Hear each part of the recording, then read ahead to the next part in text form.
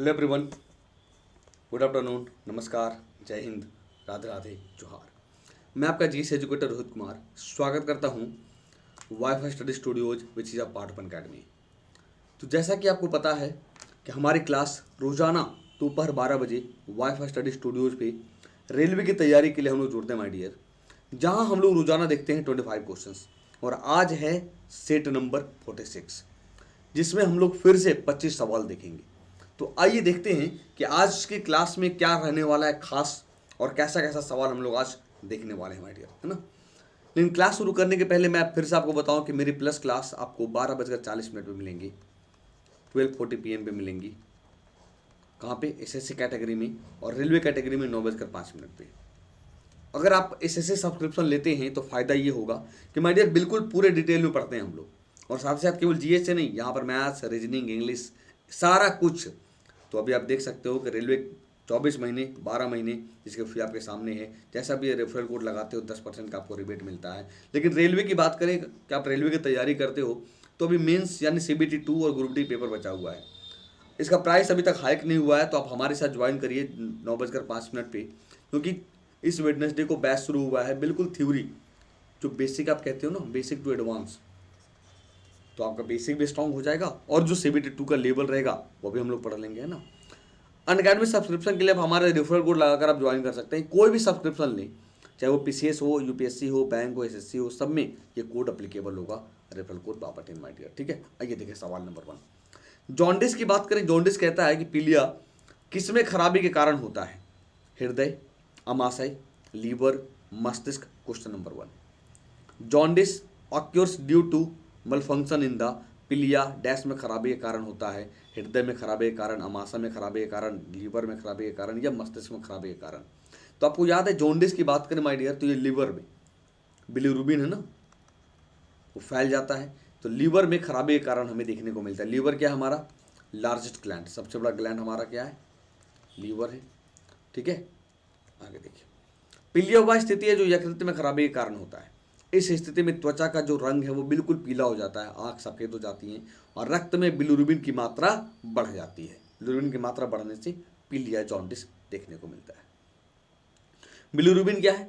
तो लाल रक्त कोशिकाओं के प्राकृतिक खंडन और टूटने का एक उप उत्पाद है, और यह एक यकृत है जो पीत के साथ साथ इस उत्पाद को उपापचय और उत्सर्जित करता है, जनरेट करता है, ठीक है।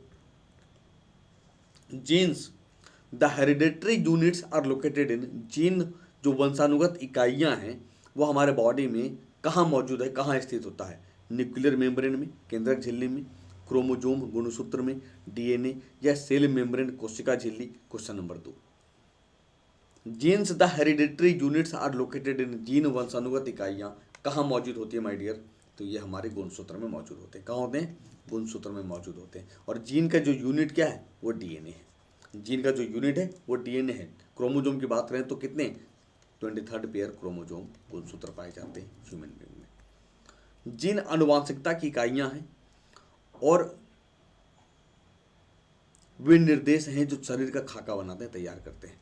वे उन प्रोटीनों के लिए कोड करते हैं जो किसी व्यक्ति की सभी विशेषताओं को निर्धारित करता है, डिसाइड करता है। अधिकांश जीन जोड़े में आते हैं, चाहे वो डीऑक्सीराइबोन्यूक्लिक एसिड हो या डीएनए नामक आनुवांशिक सामग्री से बने होते हैं। भारतीय छल्ले गर्दन वाले तोते का वैज्ञानिक नाम क्या है? सिताकुला क्रामेरी, माडिलेंसिस, एक्विला क्राइस्टोस, या Gyps indicus, Columba livia. Question number 3, what is the scientific name of Indian ring neck parrot? भारतीय छल्ले गर्दन वाले तोते का वैज्ञानिक नाम क्या होगा? आपके सामने। तो भारतीय छल्ले गर्दन वाले तोते का बात करें हम, तो सीताकुला क्रामरी माडिलेंसिस, ये इसके वैज्ञानिक नाम है। अभी आप 4 ऑप्शन देख रहे हो माय डियर, ये देखो आपके सामने। अगर केवल भारतीय तोता की बात करें, जो आपका ऑप्शन था सीताकुला क्रामरी माडिलेंसिस, कबूतर का कोलंबा लिविया, पीजन का जो वैज्ञानिक नाम क्या होगा? कोलंबा लिविया, और सुनहरा बाज गोल्डन ईगल इक्विला क्राइस्टोस, और इंडियन वल्चर भारतीय गीत जो विलुप्त हैं, जो रेड डेटा बुक में लिस्टेड हैं, जिप्स इंडिकस। क्या बोलेंगे इसे? Gyps indicus. Which of the following ministers implements the mid day meal scheme? इनमें से कौन सा मंत्रालय मिड डे मील योजना को लागू करता है? Ministry of home affairs, ministry of human resource development मानव संसाधन विकास मंत्रालय, मिनिस्ट्री ऑफ सोशल वेलफेयर सामाजिक कल्याण मंत्रालय, या ministry of social justice and empowerment सामाजिक कल्याण सामाजिक न्याय और अधिकारिता मंत्रालय। सवाल नंबर 4। और याद होगा अभी हाल ही में मिड डे मील योजना का नाम चेंज हुआ है। तो पहले देखें कि मंत्रालय जो मिड डे मील योजना को लागू करता है वो कौन है? Ministry of human resource development मानव संसाधन विकास मंत्रालय, मानव संसाधन विकास मंत्रालय my dear. Mid day meal बच्चों के पोषण की स्थिति में सुधार लाने के लिए भारत सरकार के मानव संसाधन विकास मंत्रालय MHRD, जिसका भी नाम चेंज हो गया, क्या हो गया? एजुकेशन मिनिस्ट्री, शिक्षा मंत्रालय का एक स्कूल भोजन है जो सप्ताह में 2 बार दूध के साथ गर्म भोजन कार्यक्रम है। अब मध्याह्न भोजन योजना को आप PM पोषण के नाम से जानते हैं, और ये शिक्षा मंत्रालय अब नाम चेंज हो गया, याद रखना, ठीक है। यह केंद्र प्रायोजित योजना है जिसमें केंद्र सरकार आपको 60 रुपये देगी और राज्य सरकार 40 रुपये लगाएगा।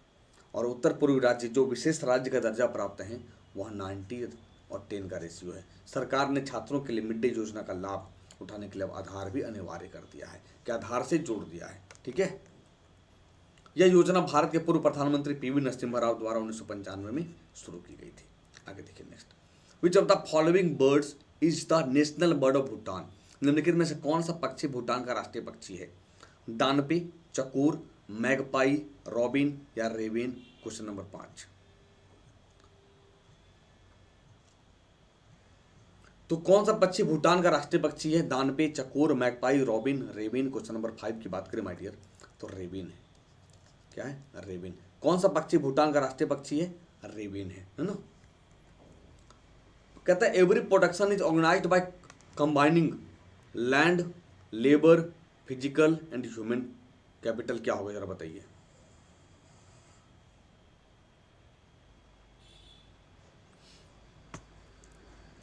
क्या होगा? उत्पादन के कारक, फैक्टर्स ऑफ प्रोडक्शन,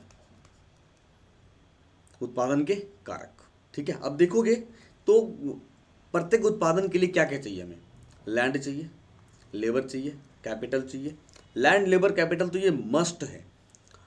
प्रत्येक उत्पादन भूमि, श्रम, भौतिक और मानव पूंजी के संयोजन पर निर्भर है, जिसे आमतौर पर उत्पादन के कारक के रूप में हम जानते हैं, फैक्टर ऑफ प्रोडक्शन के रूप में जानते हैं। Who won the ATP finals in November 2019? नवंबर 2019 में ATP फाइनल किसने जीता? Dominic Thiem, Stefanos Tsitsipas, Roger Federer, Novak जोकोविच? Question number 7। नवंबर 2019 में ATP फाइनल की बात करें तो नवंबर 2019 में ATP फाइनल किसने जीता? स्टेफानोस सिसिपास ने जीता है ना भाई। आगे, इनमें से कौन सा अनुच्छेद अपराधों के लिए दोष सिद्धि के संबंध में संरक्षण बताता है? Article 19, article 20, article 21, article 22? Question number 8।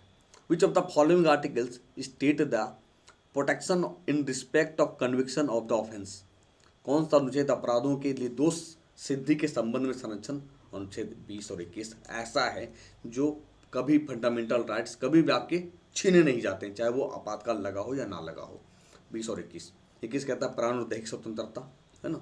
19 स्वतंत्रता का अधिकार। तो याद रखिएगा 20 और 21 एक ऐसे हैं जो कभी भी आपके छीने नहीं जाते हैं।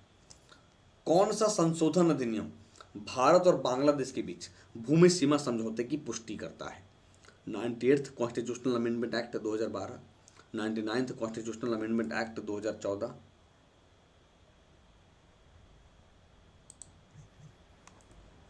100(3), है ना।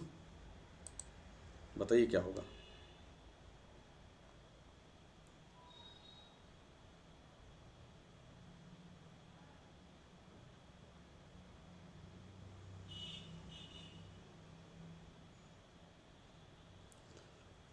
तो इनमें से कौन सा संशोधन अधिनियम भारत और बांग्लादेश के बीच भूमि सीमा समझौते की पुष्टि करता है? क्या होगा? 100 कॉन्स्टिट्यूशनल अमेंडमेंट एक्ट 2015, जो बांग्लादेश और भारत के बीच जो जमीन का बंटवारा हुआ था ना, उसकी बात करता है ये, ठीक है। तो भारत 100 यानी 100वां संवैधानिक संशोधन अधिनियम 2015 भारत और बांग्लादेश के बीच भूमि सीमा समझौते की पुष्टि करता है। भूमि सीमा समझौते की पुष्टि करता है 1974। समझौते के अनुसार बांग्लादेश ने भारत के कब्जे के 111 एनक्लेव ले लिए और भारत ने बांग्लादेश से 51 इनक्लेव लिए, मतलब कम लिए हैं लेकिन फिर भी शांति है। इस कारण से मोदी जी ने पहल करके चेंज करवाया है। इनमें से कौन सा जलडमरू मध्य अटलांटिक महासागर से प्रशांत महासागर में जुड़ता है? मकासार जलडमरू मध्य, मैगलन का जलडमरू मध्य, युकाटान का जलडमरू मध्य, टाटर का जलडमरू मध्य। सवाल नंबर 10, कौन सा जलडमरू मध्य अटलांटिक महासागर से प्रशांत महासागर में जुड़ता है? क्या होगा? मैगलन का जलडमरू मध्य। ठीक है, अटलांटिक से प्रशांत महासागर में जुड़ता है।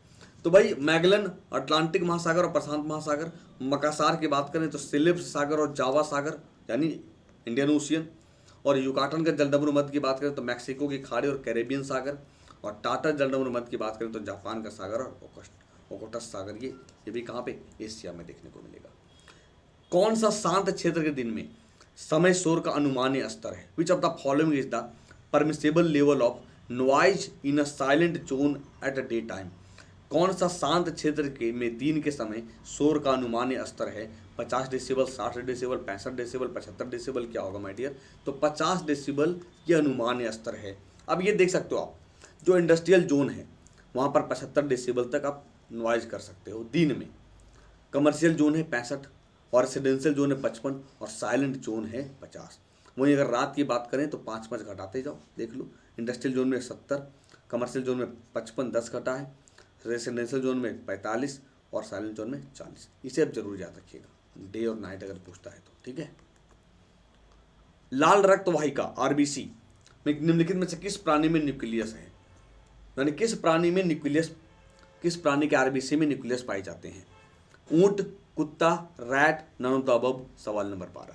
तो आपको पता है कि आरबीसी में जनरली न्यूक्लियस नहीं होता है, लेकिन 2 एक्सेप्शनल हैं, कैमल और लामा, और जिराफ भी है माय डियर, जिराफ, जिसके आरबीसी में न्यूक्लियस पाए जाते हैं। निम्नलिखित में से कौन सा अनुच्छेद ग्राम पंचायतों का संगठन बताता है? 243, 40, 44, 51? क्या होगा? Which of the following article states that organisation of village panchayat? तो कौन सा अनुच्छेद ग्राम पंचायतों का संगठन बताएगा? 40। 243 क्या कहता है ना, ये पंचायत का पूरा प्रावधान कहता है। 44 कहता है कि भाई जो गोवा में लागू है यूनिफॉर्म सिविल कोड, और 51 अंतर्राष्ट्रीय शांति की बात करता है। पुलतिजर पुरस्कार किस क्षेत्र में दिया जाता है? संगीत रचना, खेल, चिकित्सा, इनमें से कोई नहीं। तो पुलतिजर पुरस्कार की बात करें माय डियर, 1917 से प्रदान किया जा रहा है, सॉरी 1937 से प्रदान किया जा रहा है, जो संगीत रचना में दिए जाते हैं। किसमें? संगीत रचना में प्रदान किए जाते हैं। 1 मिनट बच्चे, 1 मिनट म्यूजिक। हाँ, संगीत रचना में। अब कई लोगों को लगे सर संगीत रचना, बिल्कुल, अब संगीत रचना भी है ये। संगीत रचना मतलब क्या हो गया? साहित्य। देख लो, पुलत्ज़र पुरस्कार अमेरिका 1917। हाँ अच्छा 1917 माय डियर, माय मिस्टेक है ना, वही मुझे लगा यार 1917, 37 नहीं। ठीक है, देखो अभी तक पत्रकारिता, साहित्य और संगीत रचना में भी दिए जाते हैं ये, जोसेफ पुलत्ज़र की वसीयत के प्रावधानों के अनुसार। ठीक है, और कौन प्रदान करता है? तो कोलंबिया विश्वविद्यालय द्वारा प्रशासित किए जाते हैं, ये जरूर देखिएगा। नेक्स्ट, आलू का वनस्पतिक नाम क्या है? What is the botanical name of potato? आलू का वनस्पतिक नाम क्या होगा? सोलेनम ट्यूबरेसम, एलियम सेपा, सोलेनम मेलुंगेना या कुकमिस सटिवस? तो आलू की बात करें, ये पुर्तगालियों ने लाया सोलेनम ट्यूबरेसम, भारत का नहीं है ये। ठीक है, तो एलियम सेपा प्याज, बैगन की बात करें तो सोलेनम मेलुंगेना बैगन, और खीरा का कुकमिस सटिवस या खीरा का है। ठीक है, the Irish has taken the feature of directive principles of state policy. Ireland ने या आयरिश संविधान ने किस राज्य से, किस देश के संविधान से राज्य नीति निर्देशक सिद्धांत की विशेषता ली है? इटली के संविधान से, स्पेन के संविधान से, जर्मनी के संविधान से, स्वीडन के संविधान से? क्या होगा? तो यू नो दैट हम लोगों ने आयरलैंड के संविधान से लिया और आयरलैंड ने स्पेन के संविधान से ले लिया है, ये जरूर याद रखिएगा। ठीक है, डीपीएसपी की बात करें तो पार्ट 4 और आर्टिकल नंबर 36 से 51। ठीक है, नेक्स्ट, ब्रिटिश संसद द्वारा निम्नलिखित गवर्नर जनरल में से किसका महाभियोग लगाया था? किस पर महाभियोग लगाया गया था? Lord Dalhousie, William Bentinck, Lord Cornwallis, Warren Hastings? Question number 17, who among the following governor general was impeached by British parliament British संसद द्वारा निम्नलिखित गवर्नर जनरल में से किस पर महाभियोग लगाया गया था? तो वारेन हेस्टिंग्स हैं जिन पर महाभियोग लगाया गया था my dear. Governor general Warren Hastings 1772 से 85 बंगाल के पहले गवर्नर जनरल थे जिन पर महाभियोग लगाया गया था। मध्य अफ्रीका के कैंगो बेसिन में निम्नलिखित में से कौन सी जनजाति पाई जाती है? Eskimo, Pygmies, Zulus, Aleuts. सवाल नंबर 18। तो मध्य अफ्रीका के कांगो बेसिन में कौन सी जनजाति पाई जाती है? पिग्मी पाई जाती है। और मसाई केन्या में। कहाँ पाए जाएंगे? अफ्रीका में जुलू अफ्रीका में, याद रखिएगा, ठीक है। तो एस्किमो उत्तरी Canada Alaska, Julu south Africa और एलेटस कहाँ पे बच्चे? अलास्का यूएस और कामचटका कराई रसिया, ठीक है। सितंबर 2019 में 14वें हिंद महासागर सम्मेलन 2019 किस शहर में आयोजित किया गया था? इन सितंबर 2019 the 4th Indian ocean conference 2019। याद करिएगा 2019 का कई सारे क्वेश्चन आपके एग्जाम में पूछे गए हैं, तो आपको याद रखना पड़ेगा माले। तो किस शहर में आयोजित किया गया था? माले में आयोजित किया गया था, याद रखना, ठीक है। कौन सी नदी अमरकंटक पठार से निकलती है? Which among the following river originates from the Amarkantak plateau. तो अमरकंटक पठार से कौन सी नदी निकलती है? कोई नहीं, तापी निकलती है बैतूल डिस्ट्रिक्ट से, मुल्ताई याद होगा, यमुना यमुनोत्री ग्लेशियर बंदरपुर चोटी, गंगा गंगोत्री ग्लेशियर उत्तराखंड, और अमरकंटक से निकलती है सोन और नर्मदा। सोन और नर्मदा, याद रखिएगा। स्टेल्पस ने किस राज्य के डेयरी किसानों के लिए अपनी तरह का पहला पूरी तरह से स्वचालित प्रत्यक्ष भुगतान प्लेटफॉर्म मूपे लॉन्च किया है? गुजरात, मध्य प्रदेश, पंजाब, राजस्थान, क्या होगा? तो स्टेल्पस ने किस राज्य के डेयरी किसानों के लिए? राजस्थान के किसानों के लिए स्वचालित प्रत्यक्ष भुगतान प्लेटफॉर्म मूपे लॉन्च किया माय डियर, ठीक है। स्टेल्पस आईआईटी मद्रास ने इसे डेवलप किया है। और मूपे किसके लिए? तो डेयरी या डेयरी किसानों के लिए पेमेंट गेटवे, जैसे हम लोग फोन पे है ना, पेटीएम है, लेकिन ये स्पेशल डेयरी किसान के लिए गेटवे है। किस देश ने एशिया प्रशांत क्षेत्र से ISA सौर पुरस्कार 2020 का विश्व स्तरीय पुरस्कार जीता है? Which country has own the विश्व स्तरीय award of the ISA solar awards 2020? तो किसने जीता माय डियर? जापान। जबकि अब ये देखोगे ISA में लगभग 122 से ऊपर कंट्री है जिसका मुख्यालय कहाँ? गुरुग्राम में है। कहाँ पे? गुरुग्राम में, है ना। तो ISA सौर पुरस्कार 2020 का पहला संस्करण था, ये 14 अक्टूबर 2020 को पेश किया गया था। किस राज्य ने 2019 में सबसे अधिक घरेलू पर्यटकों को आकर्षित किया है? उत्तर प्रदेश, महाराष्ट्र, उत्तराखंड, मध्य प्रदेश, किसने किया था? तो 2019 में सबसे अधिक घरेलू पर्यटकों को आकर्षित करने वाला अगर राज्य कोई है तो उत्तर प्रदेश। अरे भरा पड़ा है, काशी है, वाराणसी है, आगरा है, अयोध्या है, वृंदावन है, मथुरा है ना। भगवत गीता की व्याख्याओं पर आधारित पुस्तक लेगेसी ऑफ लर्निंग के लेखक कौन है? विक्रम सेठ, अमिताभ घोष, अरुंधति राय, सविता छाबरा, क्या होगा? Question number 24। भगवत गीता की व्याख्याओं पर आधारित पुस्तक लेगेसी ऑफ लर्निंग के लेखक की मैं बात करूं तो सविता छाबरा है। क्या बच्चे? सविता छाबरा। कालका शिमला टॉय ट्रेन का 7 महीने बाद परिचालन शुरू हुआ है। यह उत्तर रेलवे के किस डिवीजन के अंतर्गत आता है? दिल्ली, अंबाला, फिरोजपुर, मुरादाबाद। याद रखना, कालका शिमला टॉय ट्रेन की बात करेंगे, यूनेस्को वर्ल्ड हेरिटेज साइट है। तो कालका शिमला, दार्जिलिंग, ये सब क्या है? सब वर्ल्ड हेरिटेज साइट है ना। तो अंबाला के अंतर्गत। अभी आप देखोगे ये विश्व विरासत मार्ग के रूप में वर्गीकृत किया गया 1999 में। नवंबर 1903 में शुरू हुआ है और नवंबर 1920 में 27वें वर्षगांठ मनाई गई थी 2020 में। 96 किलोमीटर लंबा, 18 स्टेशन पड़ते हैं बीच में, है ना। तो माय डियर, ये था आज का सेशन। उम्मीद करते हैं 25 सवाल बिल्कुल ज़बरदस्त तरीके से आपने देखा होगा, है ना।